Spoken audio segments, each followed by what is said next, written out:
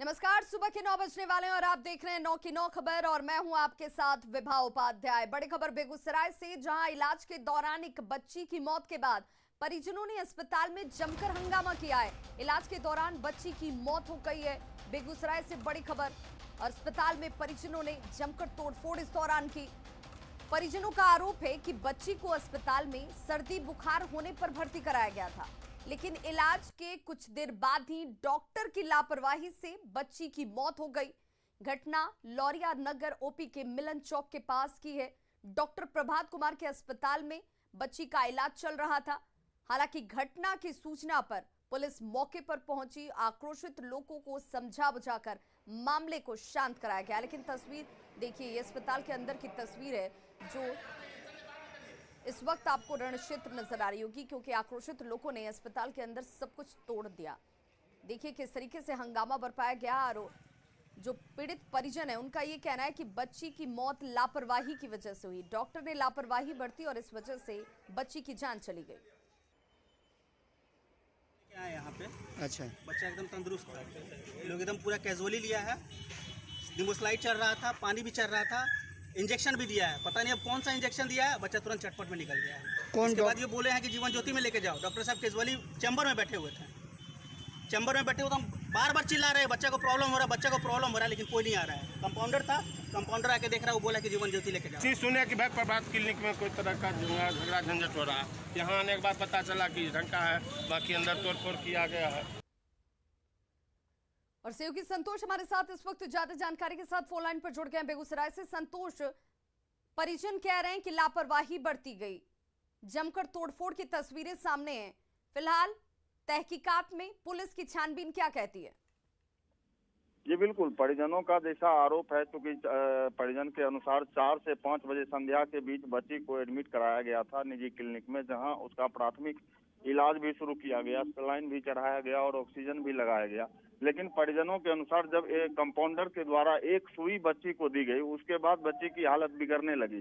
परिजनों ने ये भी आरोप लगाया है कि हालत बिगड़ने के बाद भी डॉक्टर के द्वारा बच्ची का समुचित इलाज नहीं किया गया। खुद डॉक्टर उसको देखने भी नहीं आए और धीरे धीरे बच्ची का जो है सांस थमने लगा और तकरीबन 2-3 घंटे बाद बच्ची की मौत हो गई। संतोष, आखिर डॉक्टर से बात हो पाई? आखिर अस्पताल में डॉक्टर होते किस लिए हैं?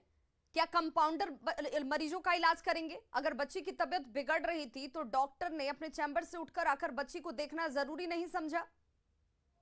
जी बिल्कुल, ये सवाल उठना लाजमी है, क्योंकि जिस तरह से परिजन आरोप लगा रहे हैं और प्रथम दृष्टया देखने में भी आ रहा है जो लापरवाही जरूर बरती गई, क्योंकि डॉक्टर स्वयं अस्पताल में मौजूद थे। लेकिन जब बच्ची की हालत बिगड़ने लगी तो भी डॉक्टर बाहर नहीं आए और बच्ची को नहीं देखे। परिजनों का भी यही आरोप है, जो क्योंकि डॉक्टर के द्वारा समुचित इलाज नहीं किया गया, देख रेख नहीं की गई, जबकि परिजन पैसे खर्च करने के लिए तैयार थे और हर तरह की सुविधा परिजन चाह रहे थे जो अस्पताल प्रबंधन के द्वारा बच्ची को प्राप्त हो, जिससे बच्ची को बचाया जा सके। लेकिन बच्ची नहीं बच सकी। इसी की वजह से परिजनों ने तोड़फोड़ भी की। हालांकि पुलिस के आने के बाद जब पुलिस ने परिजनों को समझाया तो फिर मामले को शांत कराया गया। पुलिस ने आश्वासन दिया है कि फिलहाल जांच की जा रही है और जो भी दोषी अगर पाए जाएंगे उन पर कार्रवाई की जाएगी। बहुत बहुत शुक्रिया संतोष तमाम जानकारी के लिए। मुजफ्फरपुर में उत्पाद विभाग ने अवैध शराब कारोबारियों के खिलाफ बड़ी कार्रवाई की है। उत्पाद विभाग ने एक लग्जरी बस को जब्त किया है। उत्पाद विभाग की तरफ से ये बड़ी कार्रवाई, जिसमें लग्जरी बस जब्त किया गया है। शराब की तस्करी इस लग्जरी बस के जरिए ही की जा रही थी। पैसेंजर के साथ साथ देखिए कैसे शराब का कारोबार जो है वो बस के जरिए किया जाता है। बस की बॉडी के नीचे विशेष तहखाना बनाया गया था और उस तहखाने में ही शराब के कार्टन भरने के बाद पैसेंजर्स के सामान उस पर लोड कर दिए गए, ताकि किसी को इसे लेकर कोई शक न हो। उत्पाद निरीक्षक ने बताया कि यूपी से मुजफ्फरपुर की ओर आने वाली एक बस में शराब लाए जाने की गुप्त सूचना मिली थी, जिसके बाद ये कार्रवाई की गई। हालांकि इस दौरान बस ड्राइवर और खलासी भागने में सफल रहे। कोई सेटिंग करके, कोई गुप्त तहखाना बना करके अवैध विदेशी शराब को लाया जा रहा है। शहर के विभिन्न क्षेत्रों में, जो कि गोपालगंज से जो सड़क आती है, वहां पर तलाशी एवं छानबीन की गई तो रेशम ढाबा है, जो कि मोतीपुर थाना क्षेत्र में पड़ता है। वहाँ पर ट्रकों की पार्किंग थी, उसी बीच में ये बस खड़ी की गई थी ताकि पहचान ना किया जा सके। तो बस की तलाशी ली गई और तलाशी के क्रम में शराब की बरामद की। बेगूसराय से बड़ी खबर है, जहां एक प्राइवेट लिमिटेड कंपनी के कर्मचारी गौरव कुमार बैंक में पैसा जमा करने के लिए निकला और लापता हो जाता है, जिससे परिजनों से लेकर कंपनी तक हर जगह हड़कंप मच गया। मामला नगर थाना क्षेत्र के कचहरी रोड के पास की है। Cash collection agent Gaurav Kumar अपने ऑफिस से 42,50,000 रुपए लेकर SBI बैंक में जमा करने के लिए निकला था, जिसके बाद वो लापता हो गया। परिजनों ने अपहरण की आशंका जाहिर करते हुए पुलिस से शिकायत की है। वहीं कंपनी के कर्मचारियों ने भी गौरव कुमार को रुपया सहित लापता होने की शिकायत पुलिस से की है। फिलहाल पुलिस अपने इस मामले की तहकीकात में जुट गई है। बताया जा रहा है कि गौरव कुमार 2 साल से इस कंपनी में कैश कलेक्शन एजेंट के तौर पर काम कर रहा था और अचानक से कल शाम को कैश कलेक्शन के बाद SBI में जमा करने के दौरान ये शख्स लापता हो गया। भाई ड्यूटी के लिए बेगूसराय निकला, कैश कलेक्शन का काम करता था वो रेडियंट कंपनी में। तो कैश उनके पास उनके सहयोगी बताए कि 42.5 लाख रुपया उनके पास में था। ना कैश जमा हुआ उनका, ना उनका पता है। उनके सहयोगी जब हमारे घर में कॉल करके बताए कि अभी तक कैश जमा नहीं हुआ और उनका फ़ोन बंद है, हम लोग फ़ोन लगातार उनको ट्राई करते रहे, लेकिन उनका ना फ़ोन लग रहा है ना उनका। धनबाद के पूर्वी टुंडी इलाके में अवैध कोयला डिपो पर पुलिस ने छापेमारी की और करीब 5 टन कोयला जब्त किया है। लठानी के सिंगराईडी गांव में यह अवैध कोयला डिपो चल रहा था। बताया जा रहा है कि साइकिल और मोटरसाइकिल से कोयला यहां पर लाया जाता था, जिसके बाद ट्रकों में भरकर कोयले को बाहर भेजा जाता था। हालांकि पुलिस की कार्रवाई के दौरान कोयला डिपो पर कोई मौजूद नहीं था।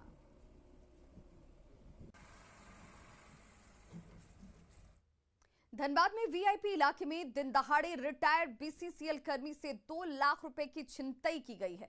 शहर के व्यस्ततम लूबी सर्कुलर रोड से हमेशा SSP, DSP समेत कई जो बड़े आला अधिकारी हैं वो इन रास्तों से गुजरते हैं, लेकिन बाइक सवार 2 अपराधियों ने पुलिस को खुली चुनौती देते हुए दिन दहाड़े छिनतई की घटना को अंजाम दिया। पीड़ित रिटायर्ड BCCL कर्मी सर्वेश चंद्र SBI बैंक से पैसे निकालकर घर लौट रहे थे और इसी दौरान रुपए से भरे बैग को छीनकर ये बाइक सवार अपराधी जो हैं वो फरार हो गए। फिलहाल पुलिस इस मामले की जांच में जुटी है।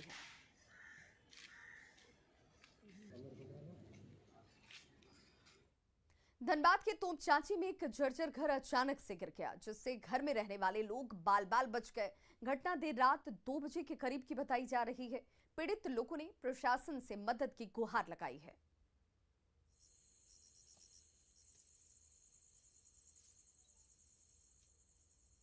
तो दबिए नहीं जाएगा, फिर बैठ जाएगा, हमें अब चपा मर जाएंगे, की करेंगे। अच्छा, तो अभी घर गिरा, कोई देखने आया? मुखिया चाहे सरकारी आदमी कोई देखने आया कि? खाली आड़ वाला आयल हलो, हमर पुतैया गेले के हेल तबे आयल हलो आड़ वाला। मतलब कुछ अभी तक नहीं मिला? 24 घंटा से अधिक हो गया है।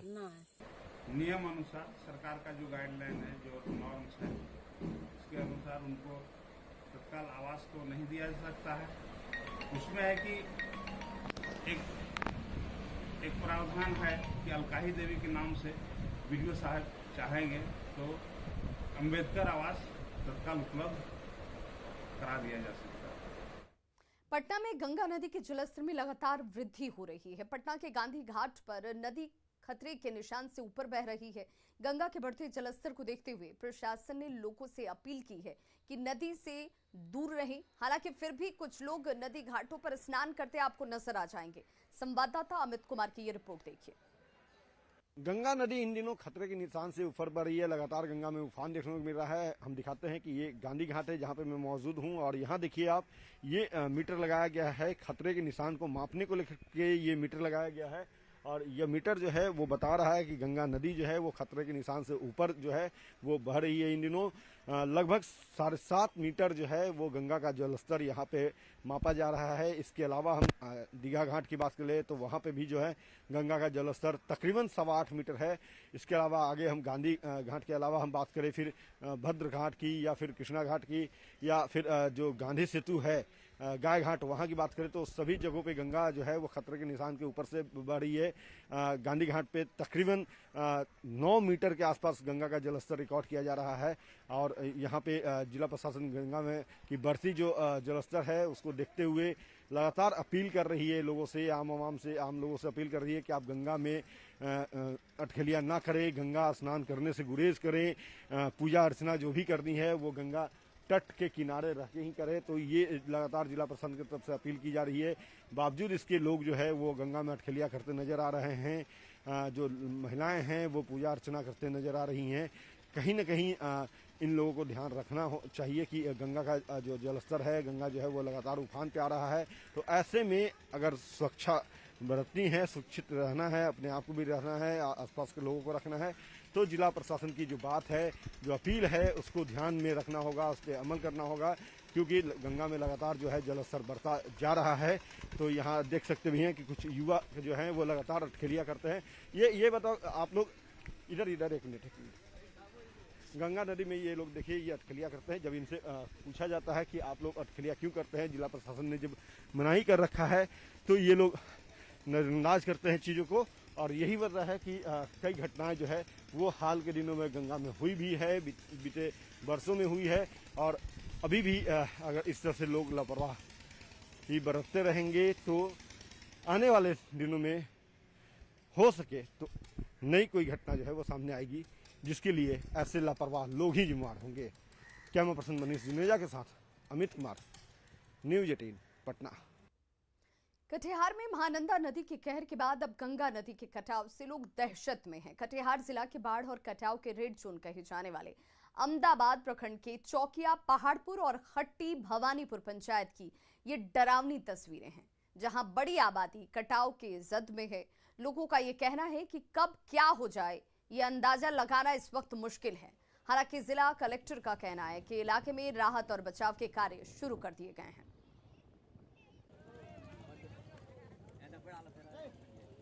कटाव की समस्या इतना जोर है, जो लोग इतना बदहाली में जिंदगी, कभी रात को जब सोते हैं तो उसमें नींद नहीं आती हम लोगों को, यानी कब कटना शुरू हो जाता है हम लोग को मालूम नहीं पड़ता है। इसीलिए यानी 4-5 दिन हुआ रात 12 बजे कटना शुरू हो गया है। इतना समस्या, रात 12 बजे तमाम लोगों आकर के बुलाया, किस तरह से उसको यानी उसके बाल बच्चों को ले गए और उसके घर द्वार तो सब कुछ निकल गया था, उसका अनाज भी नदी में गिर गया था। हम लोग बाधा से सबको रोते हुए, बच्चों को बिलबिलाते हुए हम लोग यहाँ से लेकर भागे। सरकार इसको ध्यान नहीं देता है और कभी आता है, कभी आया नहीं। रात 12 बजे कोई लड़का लेकर के भागता है, कोई ईंटा लेकर के भागता है, कोई घर लेकर के भागता है, कोई कहाँ जाएगा तो कोई पता नहीं लगता है। हाँ, खट्टी भवानीपुर के कटाव के बारे में जब हमें जानकारी मिली तो एसडीओ आशुतोष जी वहाँ पे स्वयं गए हैं और उन्होंने एग्जीक्यूटिव इंजीनियर फ्लड डिवीज़न को आवश्यक निर्देश दिए हैं और परसों से ही वहाँ पे कटाव निरोधी कार्य प्रारंभ हो गया है और 3 से 4 दिनों में वो कार्य भी समाप्त कर दिया जाएगा। गुजरात के कच्छ इलाके में कोरी क्रीक में परसों रूटीन एक्सरसाइज कर रहे आर्मी जवानों की एक बोट अचानक उठे समुद्री तूफान में डूब गई, जिस वजह से इस पर सवार 6 सैनिकों के डूबने की नौबत आ गई, जिन्हें मौके पर पहुंचकर बीएसएफ के जवानों ने बचाया है। तो देखिए ये तस्वीरें आपके सामने हैं, जहां पर एक रूटीन प्रशिक्षण कह सकते हैं जो किया जा रहा था सैनिकों की तरफ से, लेकिन यहां पर बीएसएफ को सलाम करना होगा, जिन्होंने इन सभी लोगों को जो कि अचानक से आए तूफान की वजह से डूबने लगे थे, उन्हें निकाला, रेस्क्यू किया गया। 6 सैनिकों को डूबने से बचाया बीएसएफ के जवानों ने।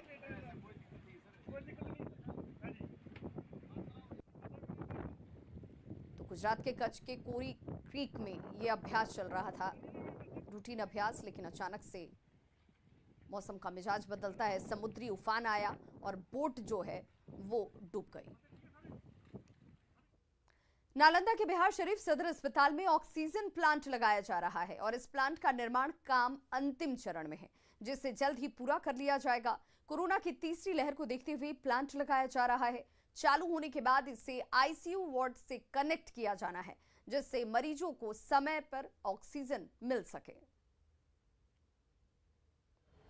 कोरोना संक्रमण की थर्ड वेव से बचाने के लिए सदर अस्पताल बिहार से में तैयारियाँ पूरी कर ली गई है।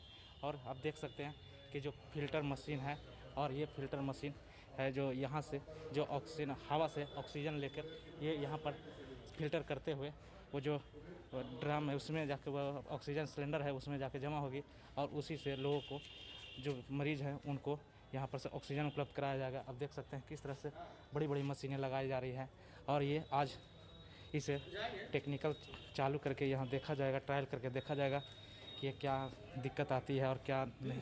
आप देख सकते हैं जिस तरह से जो है ये जो टैंक है, ये टैंक इसी में जो है हवा से जितनी भी है ऑक्सीजन इसमें क्षमता होगी, ये PM केयर्स के द्वारा है और DRDO के द्वारा ये बनाई गई है।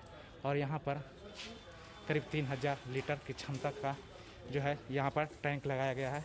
यहाँ पर जानते हैं यहाँ के जो अधिकारी इनसे जानते हैं। ये बताइए ये यहाँ पर क्या क्या लगाया गया है? यहाँ पे जो है हमारा कंप्रेसर लगा हुआ है, उसके बाद कंप्रेसर के बाद ड्रायर लगा हुआ है, ड्रायर के बाद हमारा जो ना ऑक्सीजन प्लांट लगा हुआ है। कंप्रेसर का काम क्या है कि एटमॉस्फेयर से जो ना एयर को लेता है, एयर को कंप्रेस करता है, कंप्रेस करने के बाद इसके प्रेशर को बढ़ाता है, अराउंड 7 बार तक जाता है, 7 kg को बोलते हैं। वो जाके एयर जो है वो हमारे ड्रायर में जाता है। ड्रायर के अंदर एयर के अंदर जो मॉइस्चर होता है वो रिमूव कर देता है, मॉइस्चर अलग हो जाता है, और ड्राई एयर हमारा जो है वो रिसीवर टैंक में चला जाता है। रिसीवर टैंक से फिर हमारा प्लांट के अंदर आ जाता है। जो ऑक्सीजन प्लांट है इसका जो है ये PSA पे काम करता है, परवेज नाम। यहाँ पर और हैं, इनसे जानते हैं।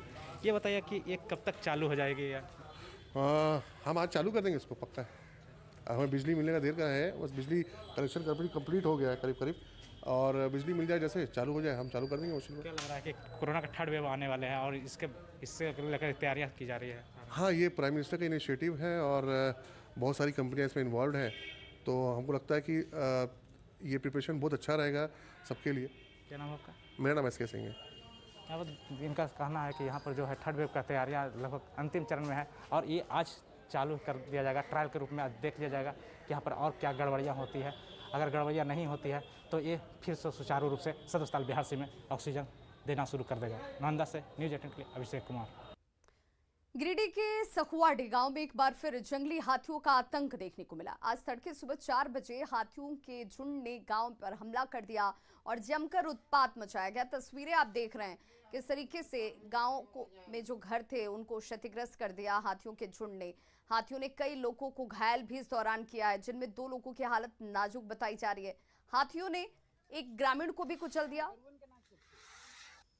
और पैर जो इस ग्रामीण का है वो टूट गया है, उसके शरीर पर कई फ्रैक्चर्स हुए हैं। घायलों को गंभीर हालत में धनबाद के लिए रेफर किया गया। हाथियों ने कई घरों में भी जमकर तोड़फोड़ की, घर में रखे हुए अनाज को बर्बाद कर दिया।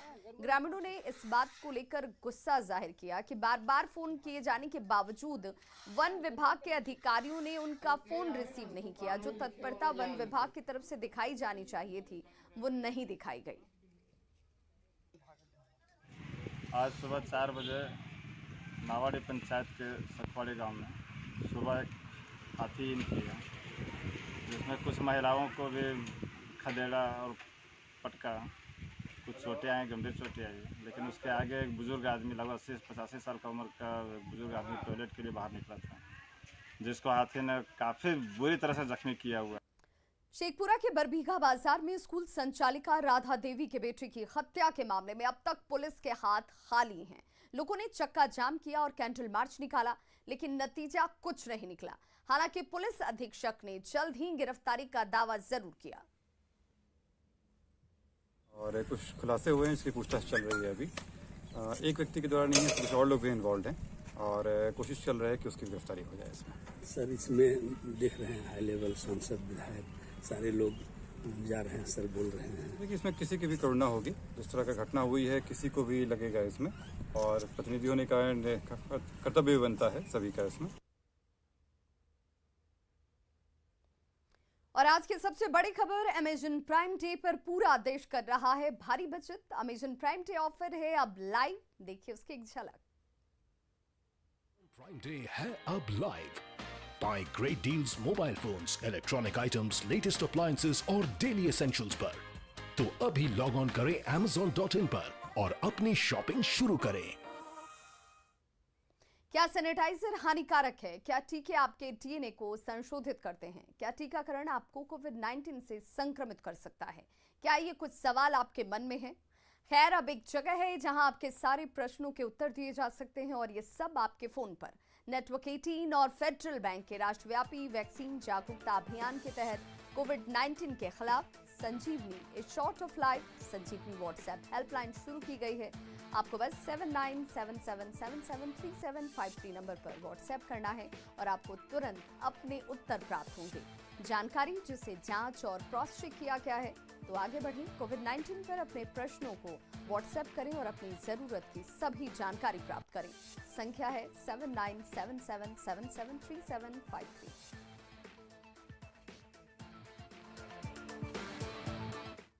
रिलायंस फाउंडेशन ने अपने कर्मचारियों और उनके परिजनों को कोरोना वैक्सीन की 10 लाख से ज्यादा डोज लगवाई है।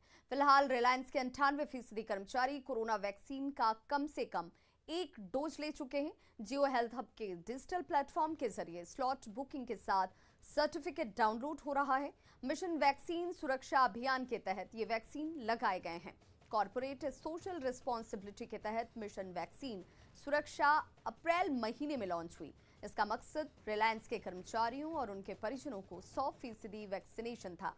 पिछले महीने एनुअल जनरल मीटिंग में रिलायंस फाउंडेशन की चेयरपर्सन नीता अंबानी ने वैक्सीन को लेकर अपनी प्रतिबद्धता दोहराई थी। नीता अंबानी ने कहा था कि इस मिशन को देश भर में चलाना एक कठिन काम है, लेकिन ये हमारा धर्म है। हर भारतीयों के लिए हमारी ड्यूटी है। सुरक्षा और हिफाजत का पक्का वादा है। हमारे ये यकीन है कि हम एक साथ इसे कर सकते हैं, इस पर विजय प्राप्त करेंगे।